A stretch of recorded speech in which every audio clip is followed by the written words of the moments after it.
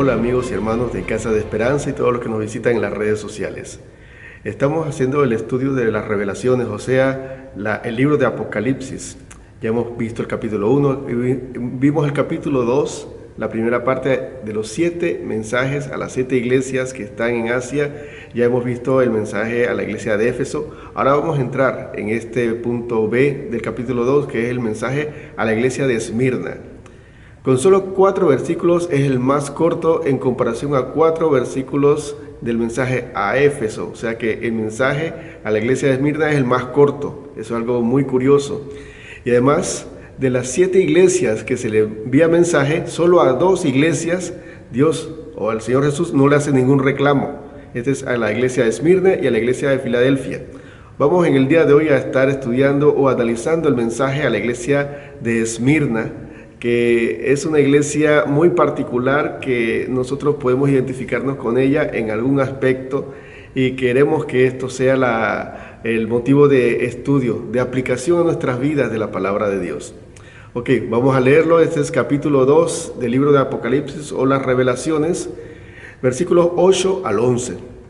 Dice así: escribe al ángel de la iglesia que está en Esmirna, el primero y el postrero, el que estuvo muerto y vivió, dice esto: yo conozco tus obras y tu tribulación y tu pobreza, pero tú eres rico, y la blasfemia de los que se dicen ser judíos y no lo son, sino sinagoga de Satanás. No temas en nada lo que vas a padecer. He aquí, el diablo echará a algunos de vosotros en la cárcel, para que sean probados, y tendréis tribulaciones por 10 días. Sé fiel hasta la muerte, y yo te daré la corona de la vida. El que tiene oído, oiga lo que el Espíritu dice a la iglesia. El que venciere no sufrirá daño de la segunda muerte. Ok, este es el mensaje tan corto y tan preciso y tan específico para la iglesia de Esmirna, pero nosotros vamos a ir analizando paso a paso, versículo a versículo, lo que quiere decir el mensaje, y también vamos a tener algunas aplicaciones a nuestra vida.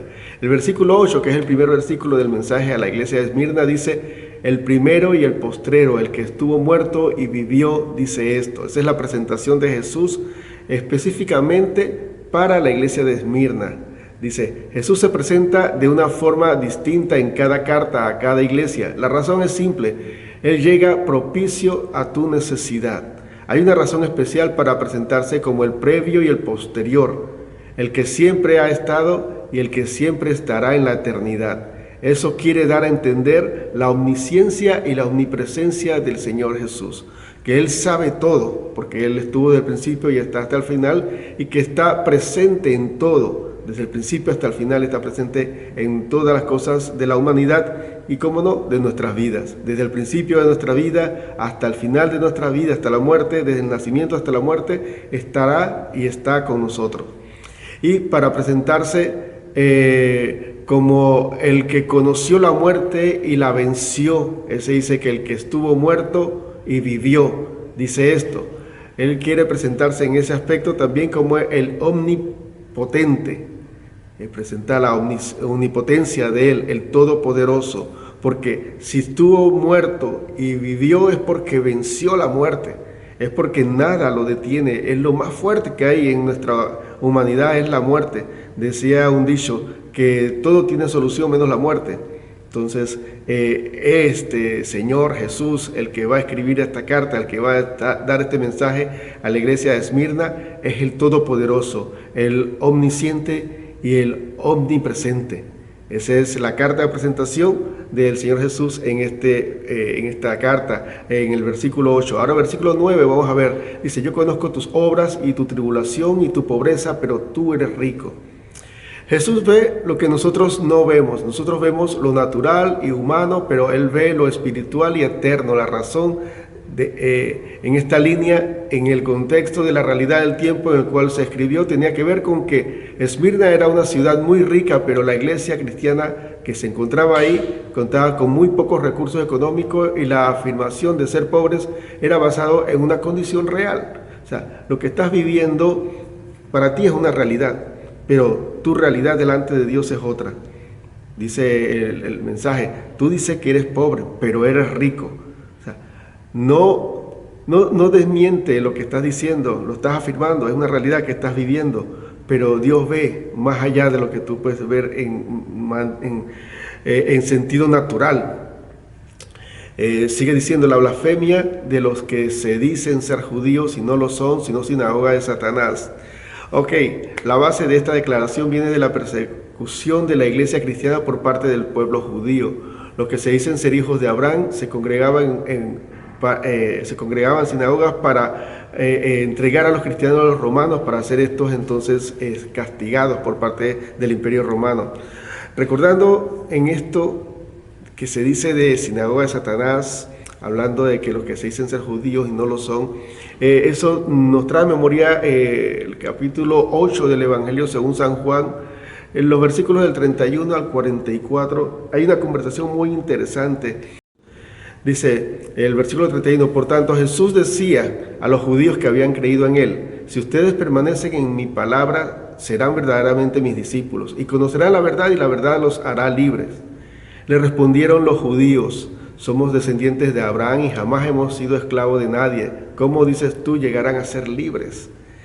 Jesús le respondió: de cierto les digo que todo aquel que practica el pecado es esclavo del pecado. El esclavo no permanece en la casa para siempre, el Hijo sí queda para siempre. Así que el Hijo los hace libres, serán verdaderamente libres. Si el Hijo los hace libres, serán verdaderamente libres. Ese fue un debate que hubo entre judíos y Jesús, y ellos afirmando que eran hijos de Abraham, pero Jesús lo lleva en esta conversación a un punto. Dice el versículo 42, Jesús les dijo: si Dios fuera el Padre de ustedes, me amarían, porque yo he salido y he venido de Dios. Yo no he venido por mí mismo, sino que Él me envió. ¿Por qué no comprenden lo que les digo? ¿Por qué no pueden oír mi palabra? Versículo 44 dice: ustedes son de su padre el diablo, y él quieren satisfacer los deseos de su padre. Él era homicida desde el principio. Y ahí sigue el Señor Jesús hablando y argumentando sobre las posiciones que están en cada uno de los dos: la posición de Jesús como el Cristo, el Mesías, y la posición de los judíos que se decían ser hijos de Abraham, ser judíos genuinos, y estaban haciendo simplemente lo que el enemigo quería, y es destruir la obra del Mesías, porque no la entendían. Entonces, de ahí de ahí nos basamos, en la declaración que dice: has conocido lo que es la blasfemia de los que se dicen ser judíos y no lo son. Blasfemia, sabemos que es una ofensa a Dios, una actitud también contra de Dios. Y dice que se dicen ser judíos y no lo son, sino que son sinagogas de Satanás. ¿Por qué sería sinagoga de Satanás? Porque Satanás lo que quería era destruir la obra de Cristo. Y los judíos que estos se reunían en esa sinagoga estaban buscando era impedir la obra del cristianismo y que el cristianismo avanzara. Entonces estaban haciendo los deseos de Satanás. Entonces se le llamaba sinagoga de Satanás por ese aspecto. Ok, versículo 10 dice: no temas en nada de lo que vas a padecer. Esto es algo muy interesante, porque cuando uno lo lee lee nada más esta línea, uno lo toma como una mala noticia. No temas en nada lo que vas a padecer. Ahora, algo muy interesante quiero aclararles a ustedes, y es que a quienes Dios les va a dar algo grande, siempre le dice: no temas. A Abraham, en Génesis capítulo 15, versículo 1, el Señor, Dios Todopoderoso, le dice: no temas, yo soy tu escudo. A Josué, en Josué capítulo 1, versículo 9, dice: no temas, esfuérzate y sé valiente, no temas ni desmayes, porque yo estaré contigo. En Lucas capítulo 1, versículo 30, a María el ángel le dice: no temas, porque has hallado gracia delante de Dios. Y es interesante, es que Abraham le dice: no temas, porque va a enfrentar cosas grandes, pero va a heredar una nación grande, va a ser el gestor de toda una nueva generación. A Josué le dice: no temas, porque va a enfrentar gigantes en la tierra prometida, pero se va a encontrar con la bendición de la tierra prometida, va a poseer la tierra. Y a María le dice en Lucas capítulo 1, versículo 30: no temas, porque has hallado gracia delante de Dios, porque en la sociedad era totalmente desaprobado que una adolescente quedase embarazada. Y todo lo que ella tenía que enfrentar como una afrenta ante su dignidad por el embarazo del nacimiento del Hijo de Dios, tenía que tener valentía y no tener temor. Tenía que estar firme en los caminos del Señor, tenía que estar firme en lo que Dios le estaba llamando. Entonces, a Abraham le dice: no temas, porque vas a poseer la tierra, porque vas a generar, una gran nación. A Josué le dice: no temas, porque vas a poseer la tierra. Y a María le dice: no temas, porque vas a portar a la gloria de Dios en tu vientre. Entonces, cuando Dios dice no temas, es porque algo grande te viene, pero va a haber oposición. Como sabemos, todo lo bueno tiene un precio alto. Así que tenemos que nosotros tener la firmeza de lo que queremos, no tener ningún temor y avanzar hacia lo mejor en nuestras vidas. Dice, en esto de no temas en lo que vas a padecer, también me recuerda el pasaje en Juan capítulo 16, versículo 33, donde Jesús le dijo a los discípulos: les he hablado estas cosas para que en mí tengan paz. En el mundo tendrán aflicción, pero tengan valor, yo he vencido al mundo. Dice en otras versiones: no teman, yo he vencido al mundo. El versículo empieza diciendo: les he hablado estas cosas para que en mí tengan paz. Quiero que como estudiantes de la Biblia podamos ser curiosos y escudriñar las Escrituras y ver el contexto de las cosas. Y cuando Él dice, les he hablado de estas cosas, hay que irse para atrás a ver de qué cosas Jesús le estaba hablando a los discípulos. Y desde el versículo 20 en adelante empieza a decirle que van a tener aflicción, que van a tener un poco de pruebas y de tribulaciones, y esa prueba y tribulación va a ser alegría para muchas otras personas, para ustedes va a ser una tristeza, pero después se convertirá en gozo. Y lo curioso del versículo 21, cuando ustedes lo encuentren, Juan, Evangelio según San Juan, capítulo 16, versículo 21, dice que es igual que una mujer cuando va a dar a luz, que tiene dolores de parto, tiene dolores del alumbramiento, pero una vez que da a luz ya se olvidó del dolor. Entonces esa comparación nos las pone a nosotros en base a las tribulaciones momentáneas que tenemos en este siglo presente, o en este mundo en que vivimos, porque la gloria que se va a mostrar en nosotros no es comparable con lo que sufrimos nosotros. Y no significa que no sufrimos nada, sufriremos cosas difíciles, pero eso lo que sufrimos no se compara a lo que vamos a disfrutar. Igual que no se compara la alegría de una madre que tiene a su bebé en brazos a los dolores que tenía antes. Mira, vuelve a tener otro hijo y vuelve a tener otro hijo. Hay mujeres que han tenido muchos hijos con muchos dolores de parto. Entonces, los dolores de parto no impiden que una persona, una mujer, quiera quedar embarazada para disfrutar de esa maravilla de tener un hijo en sus brazos.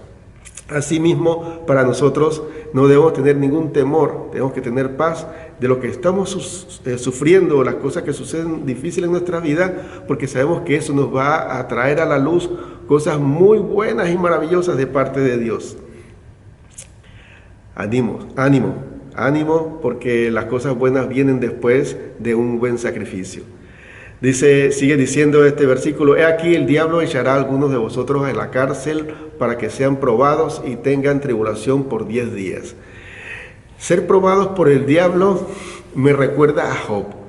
Si leen detenidamente Job capítulo 1 del versículo 7 al 12 de la conversación de Jesús, de Dios Todopoderoso con Satanás, prácticamente, mira, si Dios sabía que la envidia se iba a generar en el corazón de Satanás al Dios decirle que estaba orgulloso de este hombre, que él lo bendecía, era lógico que iba a venir un ataque, iba a venir una represalia, iba a venir un acto totalmente del corazón envidioso de Satanás en contra de Job. Pero, ¿qué es lo que pasaba? Es que Dios le permitía a Satanás que probara a Job en su integridad, porque quería sacar de Job algo muy interesante.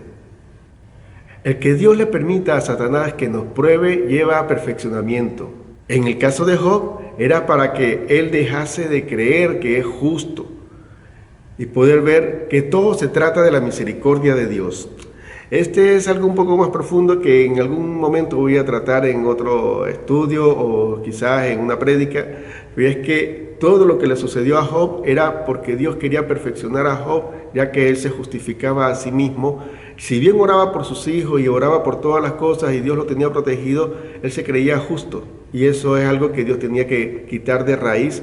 Y Satanás fue el instrumento de prueba, de aflicción para Job, para que Job llegara a la conclusión que necesita de la misericordia de Dios y que no es por sus oraciones, sino por la misericordia de Dios, y que uno nunca tiene que sentirse tan justo que llegue a pensar, que Dios es injusto, que ese es un punto en el desarrollo del diálogo de Job, que llegó a esa conclusión en la cual Dios luego lo enfrentó para que él pudiese conocer que se trata del Dios Todopoderoso que tiene misericordia y justicia sobre su hijo Job.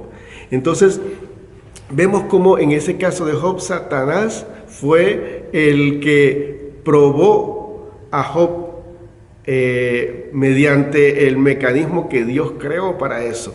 Ahora, otras cosas, Dios lo generó porque quería perfeccionar a Job. Otro caso es Pedro, en Lucas 22:31, donde dice la famosa frase, Satanás ha pedido para zarandearlos como a trigo, pero yo he pedido por ti, para que tu fe no falte. En este caso, el proceso del zarandeo del diablo llevaba a entender que Pedro necesitaba seguir a Jesús por fe, no por sentimientos, impulsos o emoción. Y eso fue el producto final, luego del zarandeo de Satanás, luego de la prueba de Satanás sobre la vida de Pedro. Entonces, vemos cómo cuando dice, y aquí el diablo echará a alguno de ustedes en la cárcel para que sean probados, significa es que con situaciones que nosotros tenemos en conflicto contra Satanás o que él viene en contra nuestra, en ese proceso nosotros somos probados y nosotros vamos a saber que la justificación no se debe a nosotros, sino a la misericordia de Dios, como lo entendió Job. Y vamos a entender que el caminar con Jesucristo no se trata de emociones, de impulsos, de sentimientos, sino que se trata de fe. Porque cuando vengan las cosas difíciles, la adversidad, la fe es la que nos va a mantener a flote y no los sentimientos ni las emociones.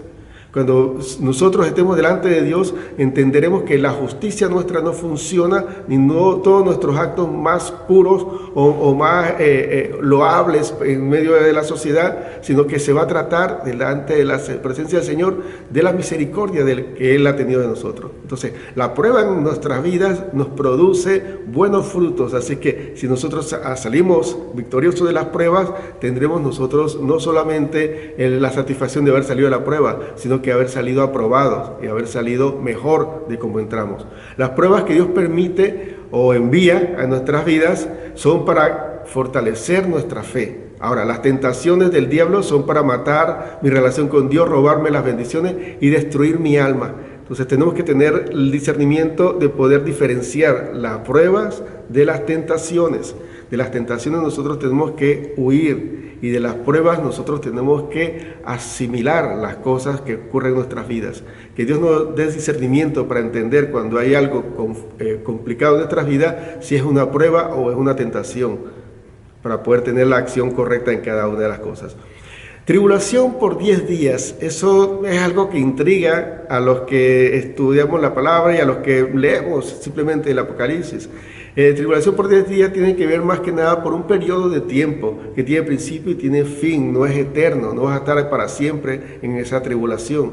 Entonces, no es algo, en el caso, mi opinión personal, no es algo simbólico que tenga que ver, el 10 significa esto, o 10, un día para Dios son como 1000 años, entonces serían 10.000 años. Para mí el caso tiene que ver con que es un periodo de tiempo que tiene principio y tiene fin, para que puedas tener la esperanza de que esto va a acabar algún día. Entonces, seguimos adelante, dice ahí también el versículo 10, dice, sé fiel hasta la muerte y yo te daré la corona de la vida. Ok, la fidelidad que el Señor le pide a la iglesia de Esmirna y a cada uno de nosotros hoy día es que nuestra fidelidad a Dios sea hasta que nos cueste la vida. Habla de la integridad sacrificial. En los tiempos en que se escribió el Apocalipsis, la iglesia de Esmirna vivía una persecución tenaz y terrible. Ahí hubo también, incluso el líder fue quemado vivo, Policarpio, si no me equivoco el nombre, fue quemado vivo por no negar a Jesucristo. Entonces, el ser fiel hasta la muerte, aunque nosotros tenemos que ser fiel durante todo nuestro periodo de vida hasta morir, en el contexto del que se habla ahí, específicamente para la iglesia de Esmirna, es que seamos fieles aunque nos cueste la vida, aunque tengamos que pagar con nuestra vida, nuestra fidelidad al Señor Jesucristo, nuestra fe. Eso hoy día lo podemos ver con la presión que hay por las organizaciones internacionales que promueven antivalores cristianos, y nosotros, al mantenernos en nuestros valores cristianos, nosotros sacrificamos nuestra vida laboral, nuestra vida en la sociedad, nuestra vida de ser discriminado, porque ahora prácticamente, si tú no estás en la línea de lo que establecen estas organizaciones internacionales, tú estás en contra de la tolerancia y en contra de lo que aprueba la mayoría, y eso es totalmente incorrecto. Así que lo que nos cueste la integridad es lo que nosotros tenemos que mantenernos. Nos cueste lo que nos cueste mantenernos, no irse con mentiras ni pequeñas, ni piadosas, ni blancas, porque nuestra integridad está en juego y nosotros tenemos que ser fiel hasta la muerte. Nos vamos ahora al versículo 11, el último versículo del capítulo 2 de Apocalipsis que estamos estudiando en el mensaje a la iglesia de Esmirna. Dice el versículo 11, el que venciere no sufrirá daño de la segunda muerte. Para saber cuál es la segunda muerte tenemos que entender que hay una primera, y cuál es la primera muerte. Y cuando hablamos de muerte es porque hubo vida. Entonces, si hay primera y segunda muerte, hay primera y segunda vida. Entonces tenemos que entender cuál es la primera y la segunda vida. En Juan capítulo 3, versículo 3, Jesús le dice a Nicodemo, el que no nace de nuevo no puede ver el reino de Dios. O sea, no puede entrar en la presencia de Dios en la eternidad. Y luego el versículo 6 dice, lo que es nacido de carne, carne es, y lo que es nacido del Espíritu, Espíritu es. O sea, que nosotros nacemos primero en la carne, en nuestra humanidad, y luego nacemos en lo espiritual para poder estar en la eternidad. Nosotros, si no nacemos de nuevo, si no hemos recibido a Jesucristo en nuestro corazón como Señor y Salvador en nuestras vidas, como nosotros no vivimos una vida conforme a lo que Dios establece en nuestras vidas, no tenemos vida eterna y no tendremos el nacimiento nuevo. Necesitamos nacer de nuevo para poder estar en el reino de los cielos y ver a Dios al final de nuestros días. Entonces, cuando el mensaje habla de que el que venciere no sufrirá daño de la segunda muerte, está hablando de que, recuerden, les decía que la persecución en Esmirna era tan tenaz que a los cristianos los mataban, y esa era la primera muerte, pero la segunda muerte era en la eternidad, y si tú no estás con Cristo tendrías la segunda muerte, porque tendrías la muerte eterna. Pero si tú mueres en Cristo, tú mueres confesando a Cristo Jesús, en el caso de la iglesia en Esmirna, igual hoy día también. Pero si tú mueres confesando a Cristo en tu corazón, tú no tienes la segunda muerte. La segunda muerte no te ocasionará daño, sino que tendrás la vida eterna, no muerte eterna. Entonces, al que venciere, al que se mantiene fiel, aunque muera, no tendrá la segunda muerte un efecto en tu vida. Eso es lo que tenía que ver con este versículo 11. Este cuerpo es temporal. Yo hice unas anotaciones que quiero de verdad compartir con ustedes porque es muy importante. Este cuerpo es algo temporal. Para Dios lo más importante es nuestra vida espiritual. Muchos discípulos de Jesús murieron de forma trágica, pero todos ellos disfrutaron de la vida eterna. No se trata de cómo mueres aquí en la tierra, se trata de que si tienes la vida eterna para vivirla en el cielo, y esa es la parte más importante. La sociedad actual nos enfoca en la comodidad y en el placer. Muchas personas cristianas de antes y de hoy ven el sufrimiento como un castigo.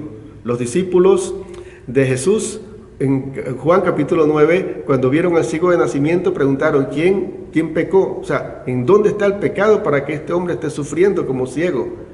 Y hoy día también cuando alguien sufre algo trágico o porque alguien muera de una manera trágica, sí, piensan que andaba en pecado, piensan que tiene una relación con el pecado. Pero para Dios es algo, perdón que lo digan así, es algo como un poco irrelevante esto aquí, porque lo importante para Dios siempre va a ser la vida eterna.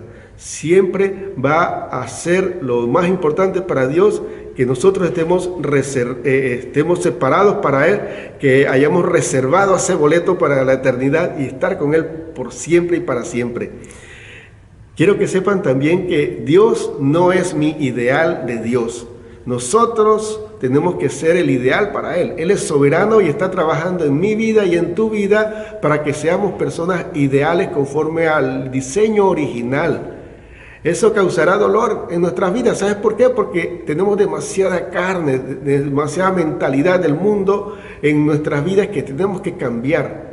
La forma de pensar, la forma de actuar tiene que cambiar y no ser moldeada por el mundo presente, por las corrientes de estos tiempos. Y tenemos que tener claros, tú y yo, estar muy claro en que Dios está creando en nosotros lo ideal de hombres y de mujeres, y nosotros no tenemos que estar buscando cuál es el Dios ideal para mí.